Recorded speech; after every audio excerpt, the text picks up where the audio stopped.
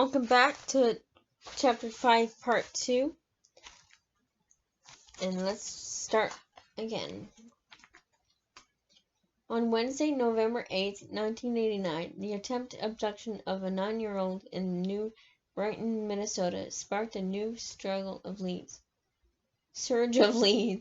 The boy had been delivering newspapers with his cousin and was riding his bicycle home by himself when a man drove up and ordered, "Get in the car, your parents want me to take you home." The boy sped off on his bike toward home. The man followed him briefly but drove off when the boy reached his house. A sketch of the driver resembled the sketch of the man seen at the Tom Thumb in St. Joseph. The boy described him as in his mid-50s, balding and gray-haired, with a rough-sounding voice. The boy's cousin said he noticed a gray car following them as they finished delivering their papers, but it wasn't until the two separated at the end of their routes that the driver tried to entice the boy in his car. Agent Jeff Jamar noted that investigators had identified 6 Minnesotans with criminal sex offense records against boys and whose physical descriptions closely resembled the man described by the New Brighton boy. However, all 6 had alibis for the night of Jacob's kidnapping and the kidnapping attempt in New Brighton. With little to no physical evidence to go on, investigators were heavily reliant on leads from the public. False leads consumed valuable resources. In mid-November, someone called the Missing Child's Network, reporting that Jacob was still in St. Joseph. Other leads came from people who thought they had seen Jacob, some reporting that he was at a specific location. In all such cases, the FBI had investigated to the fullest extent possible. Yet another abduction occurred on Friday, November 17, 1989, in Roberts, Wisconsin, just east of the Twin Cities. A 13-year-old boy was on his way home from basketball practice when a man in a car approached him. The driver rolled down his window and yelled to the boy in a deep voice, "Get in the car." Aware of Jacob's kidnapping, the boy ran home as fast as he could. The driver was a white, middle-aged man wearing a black ski mask. The car was believed to be a tan 1984 or 1985 Lincoln Town car. He saw a car parked on a driveway leading to the schoolyard, and Agent Byron Gilder. He saw it for some time as he was walking up to it. He heard the window go down. A dome light came on. He yelled at him in a commanding voice. Investigators noticed similarities between Jacob's abduction and his attempt in Roberts. Both men were masked. Both spoke in commanding voices. Both incidents occurred at night and involved boys about the same age, and both occurred within 2 miles of Interstate 94. In November, Governor Ruby Pinch enlisted the help of Minnesota's 2,100 deer hunters in search for Jacob. He directed the State Department of Natural Resources to contact license holders and ask them to report any suspicious activity or people. Investigators remained positive. Stearns County Deputy Jim Costa Rica, noted that each day officers experienced confidence that they would find Jacob. Most investigators had breakfast at home with their families each morning, but ate their other meals at the law enforcement center in St. Cloud. By the week of Thanksgiving, 1989, leads in Jacob's case were dwindling to the point where reductions of investigative staff became necessary. The Minnesota BCA removed 6 of 8 officers working the case. We're at the point here that we are so busy with so many major cases throughout the state. It was one of those tough decisions I didn't want to make, but I had no choice, said BCA Superintendent Mark Shields. The FBI cuts agents from 20 to 15 by Thanksgiving. Meanwhile, a 10-year-old boy, Red Wing, Minnesota girl, saw a man wearing a ski mask and driving a car irrationally on a rural road. A young boy was inside the car, putting his hand against the window. She jolted down the license plate number and gave the information to her bus driver. The girl said the boy resembled the picture of Jacobs she had seen. The story gained credibility when a 16-year-old girl gave a similar account that took place in the area about 15 minutes earlier. The incident was later discounted. However, after the driver had a car was located, the man and the boy had been hunting in the area and had swerved to avoid hitting children they had seen in the car. Road. Scheduled the suspects. A composite of the three previous distributed sketches created on the assumption that earlier witness may have been described the same person. The man with the pierced stare, the Tom Thumb, the night of the abduction, the man who laughed about the abduction and the Tom Thumb near 2 weeks later, and the man who had attempted the kidnapping in the New Brighton on November 8th. Meanwhile, another man who was once a suspect in Jacob's abduction, but had been previously cleared, told investigators that Jacob had been killed and his body taken to an abandoned meat packing plant in the city with the word Falls in it.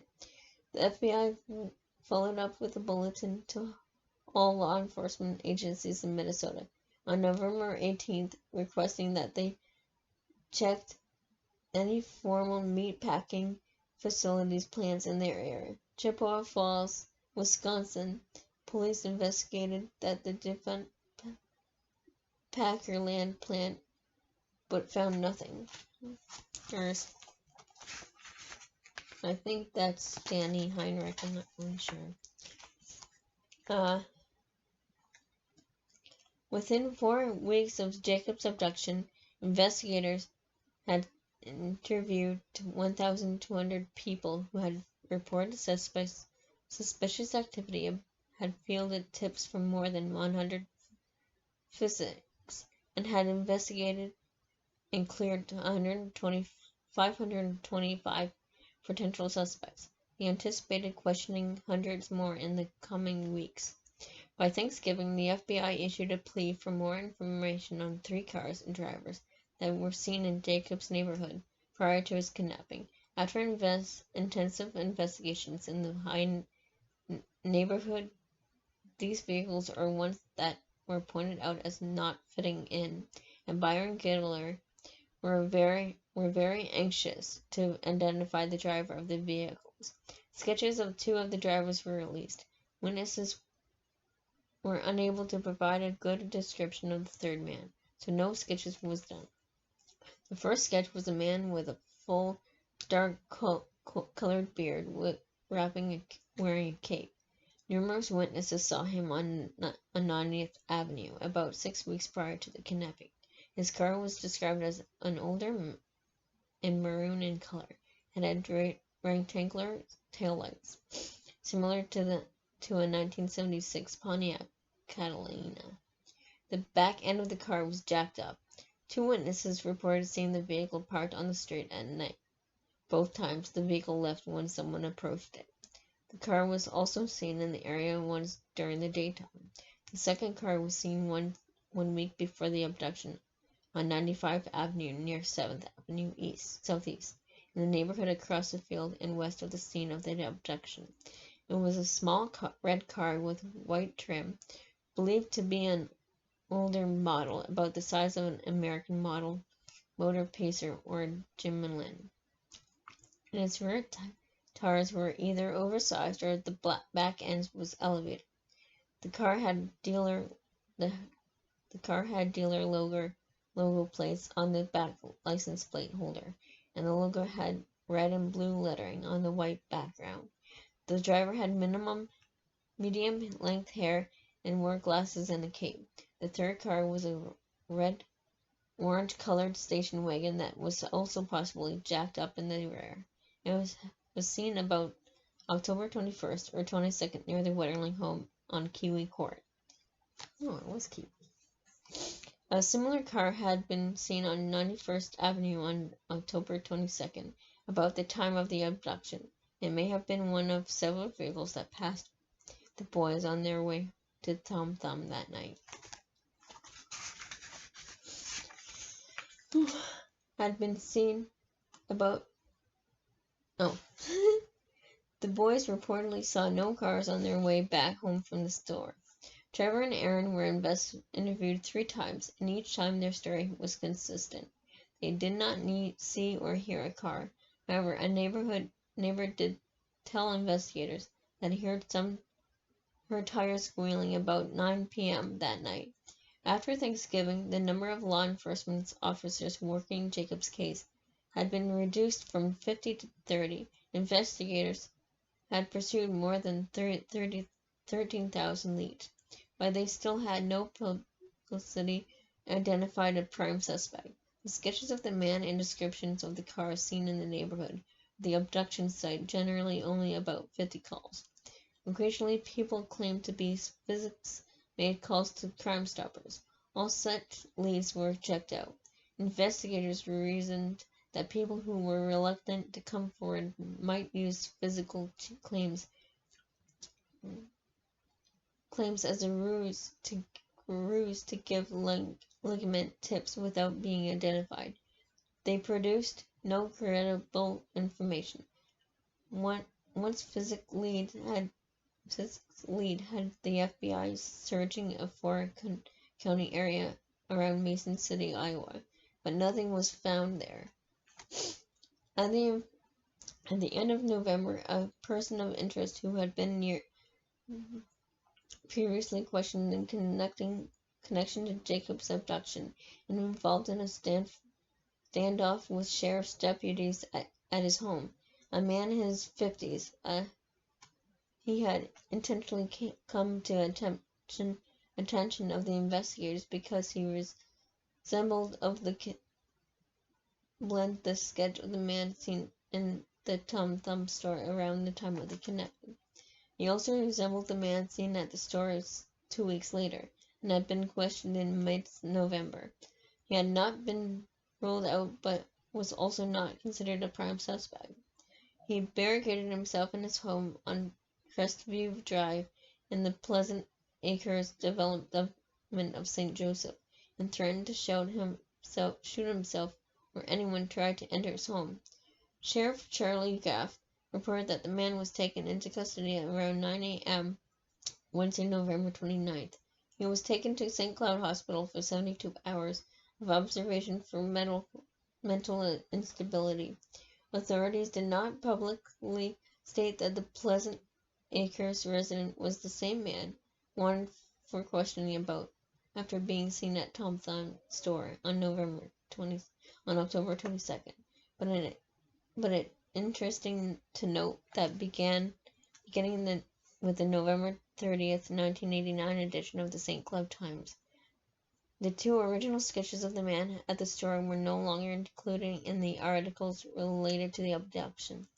Investigators followed up on another kidnapping attempt in Monticello, Minnesota, on Thursday, November 30th. A 15-year-old boy was walking home from basketball practice at about 7:30 p.m. as he had passed a parked car outside the Pizza Factory restaurant near the corner of Broadway Street and Highway 25. A man rolled down the window down and asked the boy if he needed a lift. When the boy said no, the man ordered him to just get in the car. When the man gave the order a second time, the boy ran into Minnesota Sewing Center, where his parents were shopping. The boy described the man as white, approximately 30 to 40 years old, with long sideburns. Restaurant employees were able to give a partial license plate number of a suspicious car. Investigators immediately tracked it to a Fidelity man, who was questioned that night but cleared. Police made a public appeal to customers who were in the restaurant between 7 and 8 p.m. to come forward with any additional information. A Friedley boy reported another kidnapping attempt the following day, December 1st. The 10-year-old boy was reported followed by a brown van twice that Friday, once in late morning and again in mid-afternoon. This marked the fourth attempt kidnapping in the area in the 6 weeks since Jacob's abduction, although the Friedley incident was determined to be unrelated. One factor that hampered efforts was that the investigative agencies had little experience in handling such cases. The attempted abduction of Andrew earlier that summer showed how lack of an interdevelopmental communication failed in terms of awareness and preparedness for future incidences in the area. In mid-December, authorities reiterated that Jacob's kidnapping was likely connected to the January abduction of Jared in Cold Springs. We feel there is a very defined connection, Sheriff Charlie Gaff said. The FBI interviewed Jared 3 times in December 1989. The similarities to his assault and Jacob's abductor were striking. Investigators noted that the abductor in both cases exhibited a commanding presence. This guy was very aggressive and very commanding, almost like a military man, and Byron Gittler. In both cases, the victims generally were grouped. Authorities released a 9th and final sketch of the man believed to be involved in Jared's assault. This one was particularly significant because the suspect was not wearing a mask. An experienced FBI artist from Washington, D.C., created the sketch after a lengthy meeting with Jared and his parents.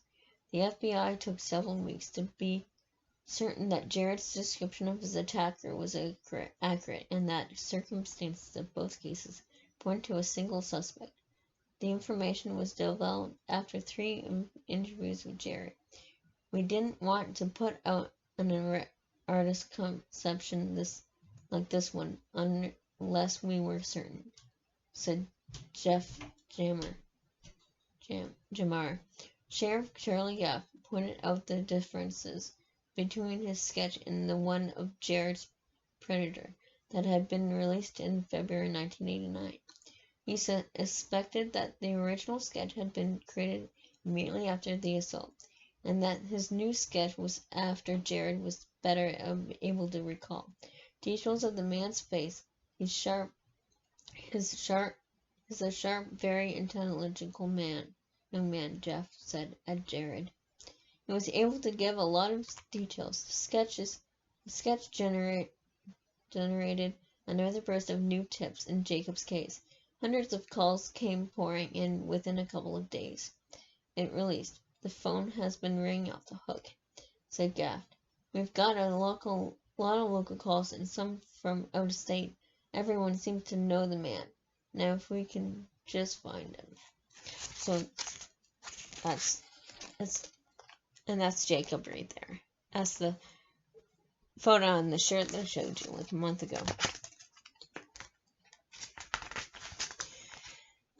We're almost done.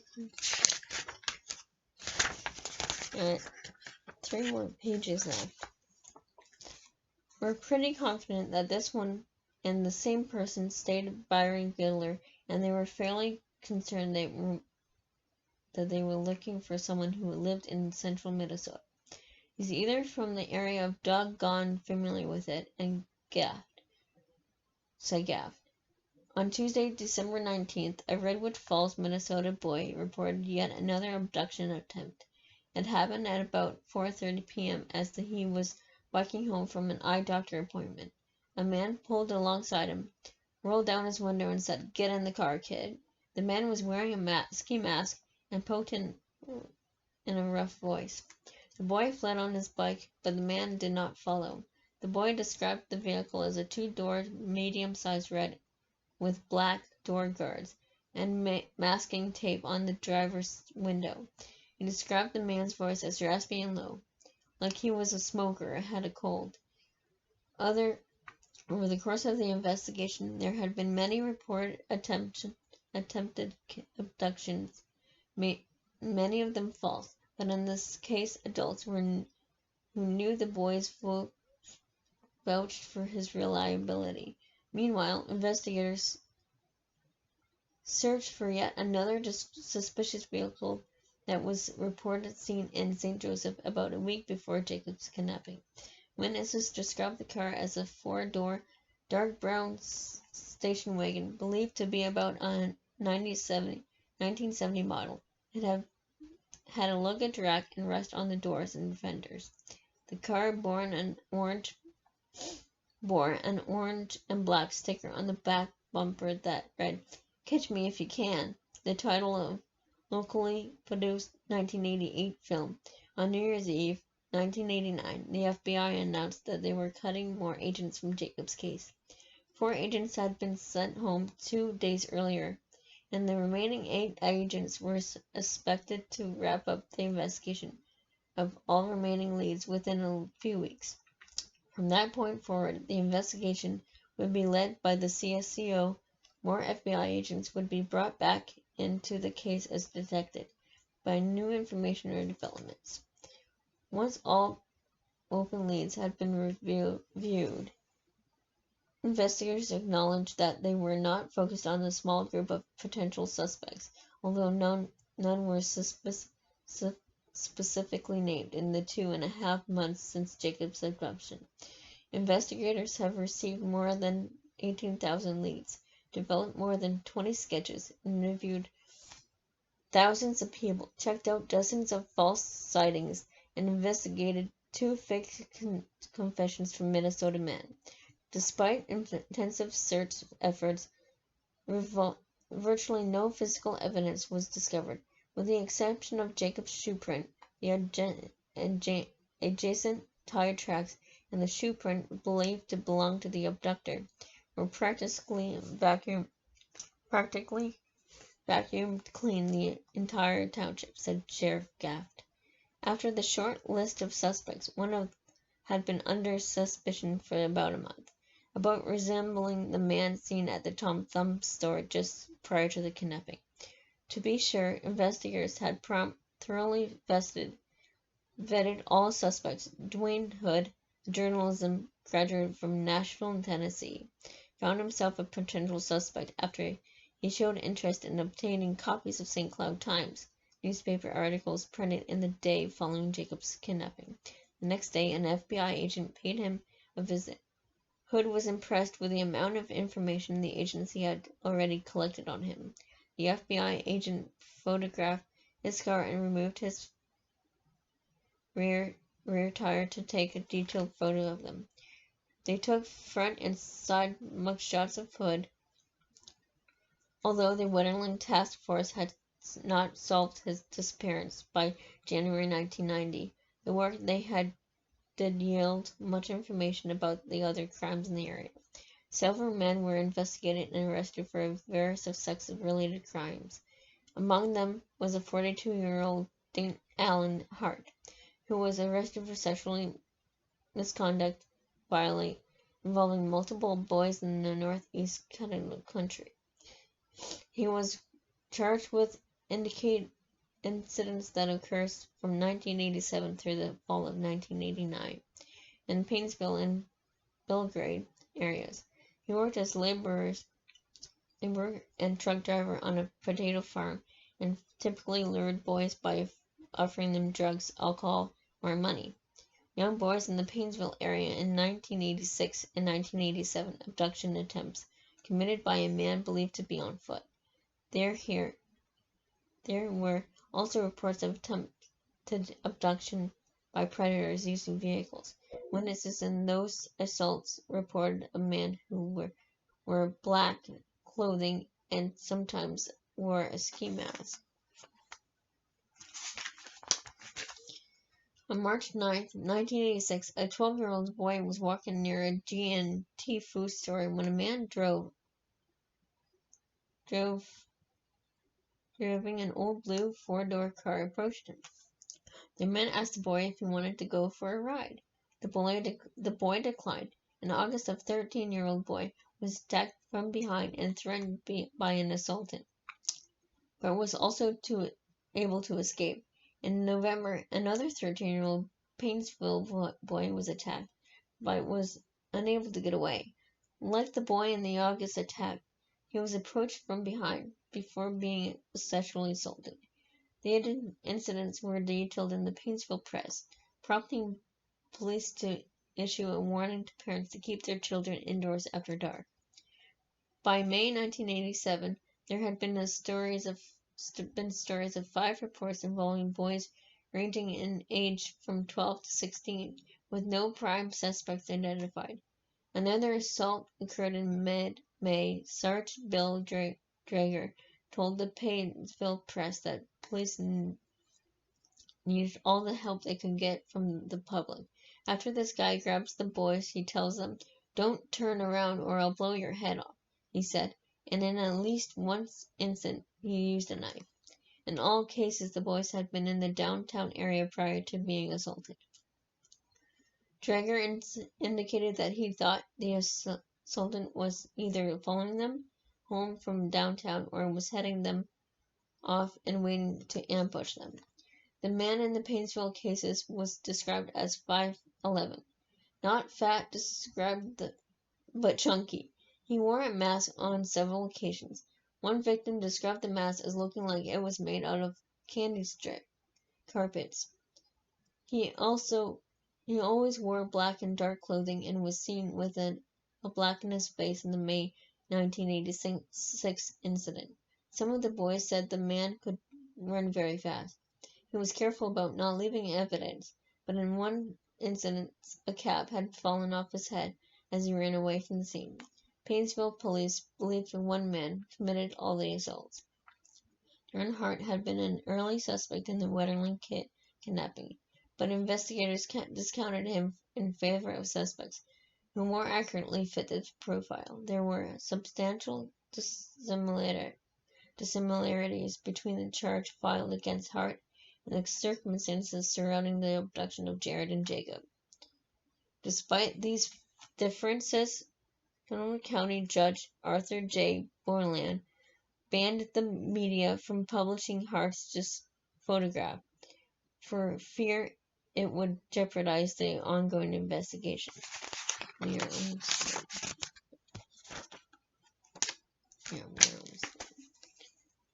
Hart grew up in Painesville, but lived south of Belgrade at the time of his arrest. He had no prior record for sex-related offenses, but did have several drunk driving convictions.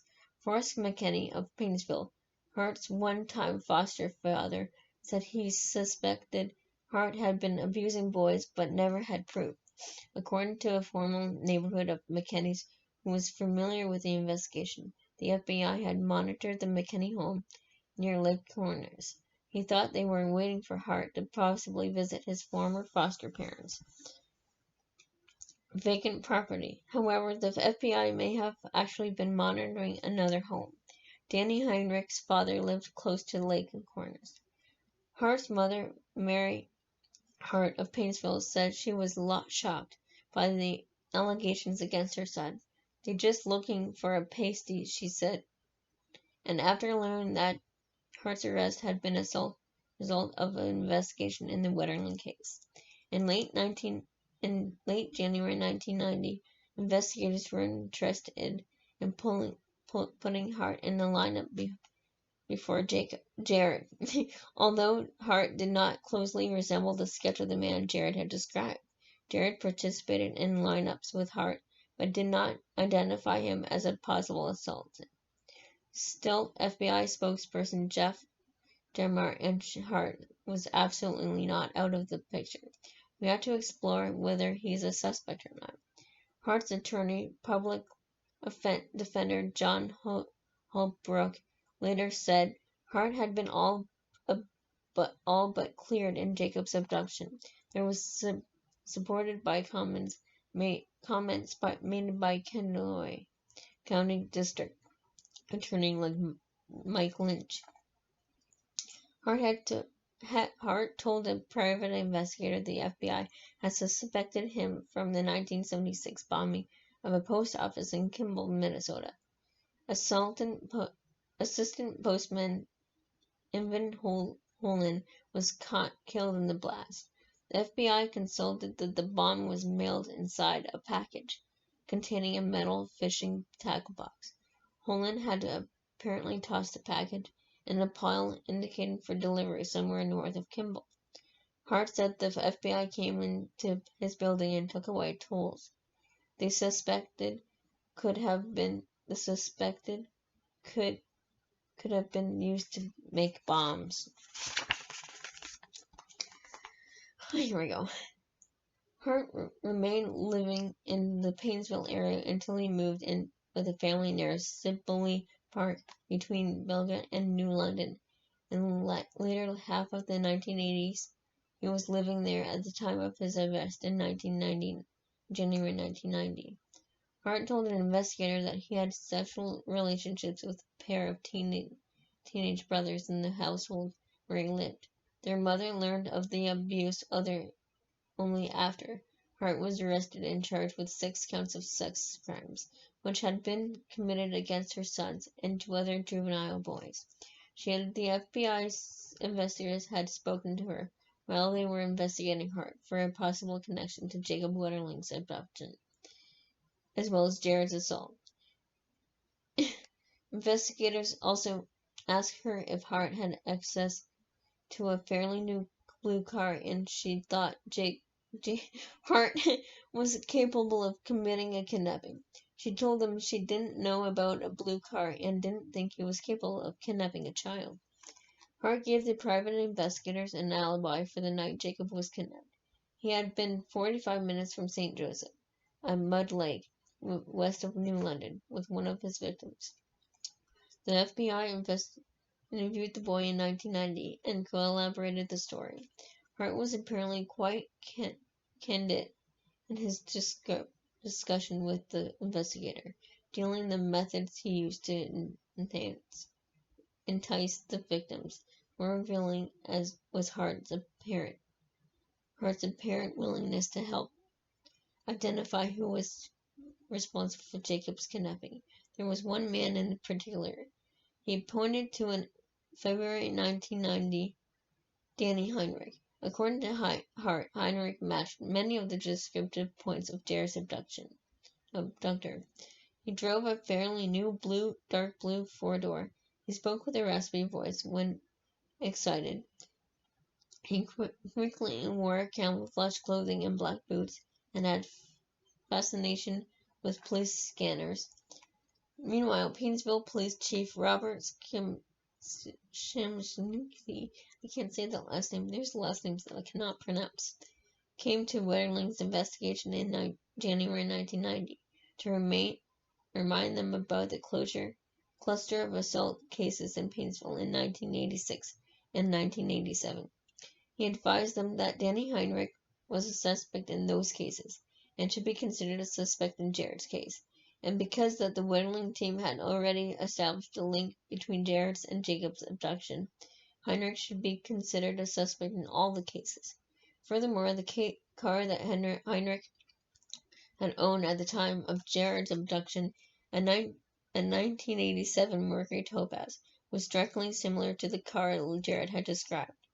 The FBI conducted surveillance on Heinrich for 2 weeks, and detectives located the Mercury Topaz.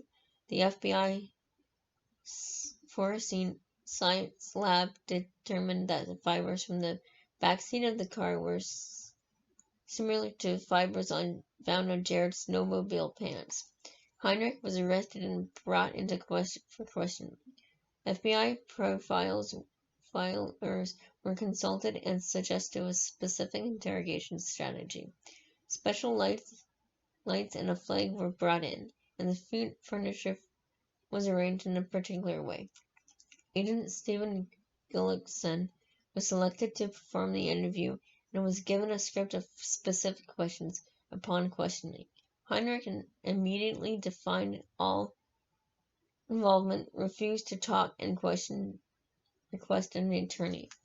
Had Heinrich's questioning occurred under all circumstances, things might have gone differently. The FBI had arrested him just as they were withdrawing from the case due to lack of leads, and what seemed to have been a case of territorial friction between the departments. Stearns County officials were against the arrest, since they hadn't been involved in investigating him. When Heinrich layered up, the Stearns County District Attorney dropped the charges. The SCSO and the BCA were upset with how the FBI handled the suspect. Heinrich would eventually fall off investigators' radar as they developed other suspects. The SCSO was actively involved in the Wetterling case from the start, but ultimately was not properly trained, nor prepared to carry out an effective long-term investigation. In the abduction of a child, as an investigative agency, the FBI's experience in such cases meant that they nearly led the initial phase of the investigation. As the SCSO took over the investigation in full, it committed sizable research to the case for the several years to come.